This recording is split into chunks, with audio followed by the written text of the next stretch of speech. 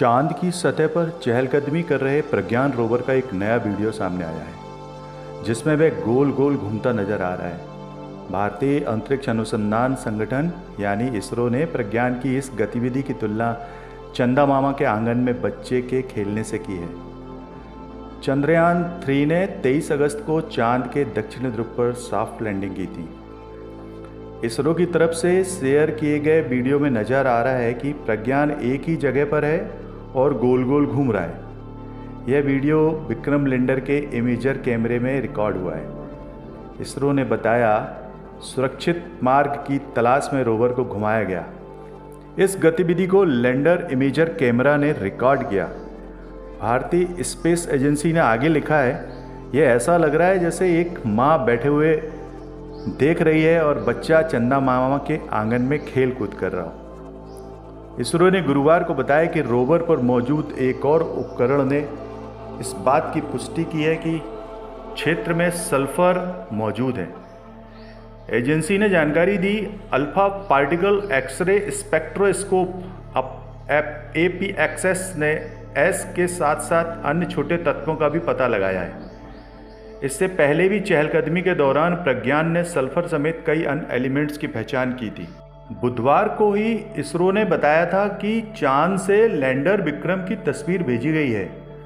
Social media platform x के अनुसार, smile please, Pragyan rover ने आज सुबह विक्रम लैंडर की तस्वीर ली है। यह इमेज ऑफ द मिशन को नेविगेशन कैमरा नैफकैम की मदद से लिया गया। चंद्रयान 3 मिशन के लिए नैपकैम्स को laboratory for electro optic system ने तैयार किया है। प्रज्ञान रोवर की एक नहीं 2 तकनीकों से पुष्टि हुई है कि चंद्रमा के दक्षिणी ध्रुव क्षेत्र पर सल्फर की मौजूदगी है। अब वैज्ञानिकों के सामने सवाल यह है कि चंद्रमा पर सल्फर का स्रोत क्या है।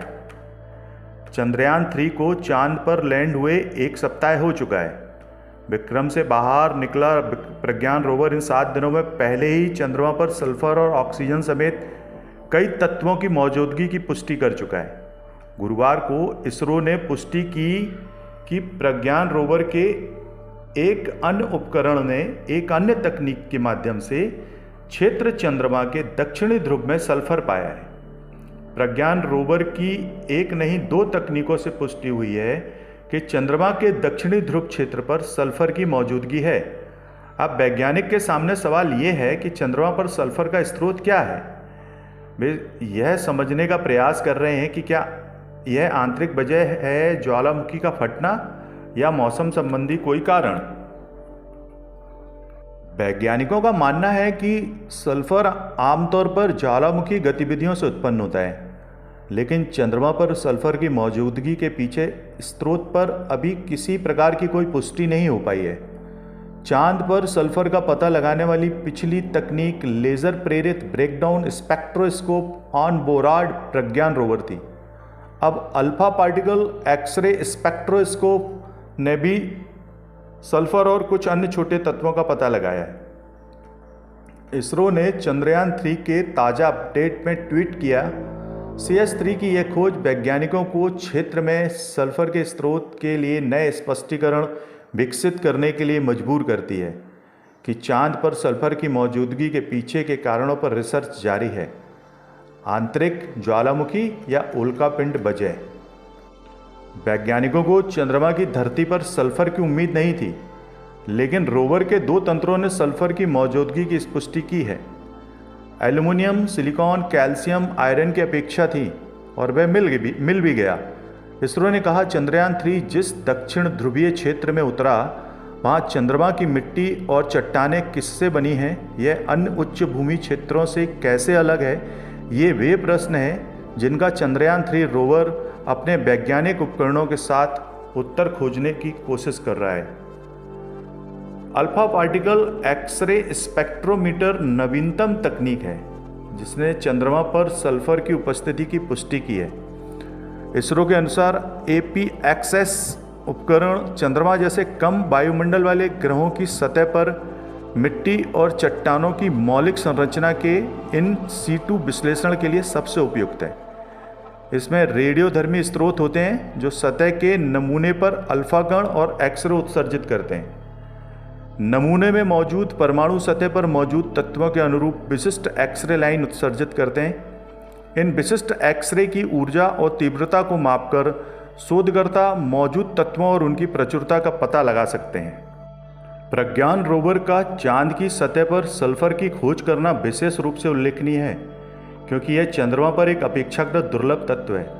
दक्षिणी ध्रुवीय क्षेत्र में इसकी उपस्थिति जल बर्फ के अस्तित्व का गहरा संकेत दे सकती है, जो भविष्य के चंद्र अभियानों और संभावित मानव कॉलोनियों के लिए एक महत्वपूर्ण कारक है।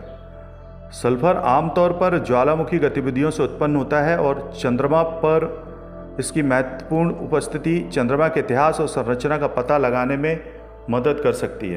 रोवर ने चांद की सतह पर भ्रमण के दौरान अन्य तत्वों की खोज भी की है। रोवर को चांद पर एल्यूमिनियम, कैल्शियम, आयरन, क्रोमियम और टाइटेनियम के संकेतों का भी पता लगा है। इसके अलावा मैग्नीज, सिलिकॉन और ऑक्सीजन की उपस्थिति का भी पता चला है। इन तत्वों की चांद की सतह पर पुष्टि हमारे मौजूदा ज्ञान को बढ़ाती है। इन तत्वों की उपस्थिति चंद्रमा के भूवैज्ञानिक इतिहास और भविष्य के चंद्र मिशनों के लिए संभावित संसाधनों के बारे में सुराग दे सकती है। चांद पर इन तत्वों की खोज से यह निष्कर्ष निकलता है कि चंद्रमा की मौलिक संरचना और भूवैज्ञानिक प्रक्रियाओं की हमारी समझ में महत्वपूर्ण योगदान दे सकती है। फिलहाल इसरो हाइड्रोजन की मौजूदगी को लेकर जांच कर रहा है। यदि यह भी पाया जाता है तो संभावित स्वच्छ ऊर्जा स्रोत के रूप में हाइड्रोजन में बढ़ती रुचि को देखते हुए यह एक और महत्वपूर्ण खोज होगी। अगर रोवर चंद्रमा पर हाइड्रोजन की खोज करने में कामयाबी हासिल कर लेता है तो यह एक बड़ी उपलब्धि हो सकती है। इसका उपयोग ज़्यादातर तेल शोधन और रासायनिक उत्पादन के लिए किया जाता है और चंद्रमा पर इसका पता चलने से अंतरिक्ष में ऊर्जा उत्पादन की नई संभावनाएं खुल सकती हैं। गौरतलब है कि लगभग 6 सप्ताह पहले लॉन्च किए गए चंद्रयान 3 मिशन ने चंद्रमा पर अपनी सफल लैंडिंग से दुनिया भर में अंतरिक्ष वैज्ञानिकों और एजेंसियों का ध्यान आकर्षित किया है। मिशन का प्राथमिक उद्देश्य चंद्रमा पर विभिन्न तत्वों की उपस्थिति और प्रचुरता के बारे में जानकारी इकट्ठा करना है। चंद्र पर्यावरण की हमारी समझ में योगदान देना और भविष्य के अन्वेषणों के लिए मार्ग प्रशस्त करना है। यह निष्कर्ष ब्रह्मांड के बारे में हमारे ज्ञान को आगे बढ़ाने में मदद करेंगे।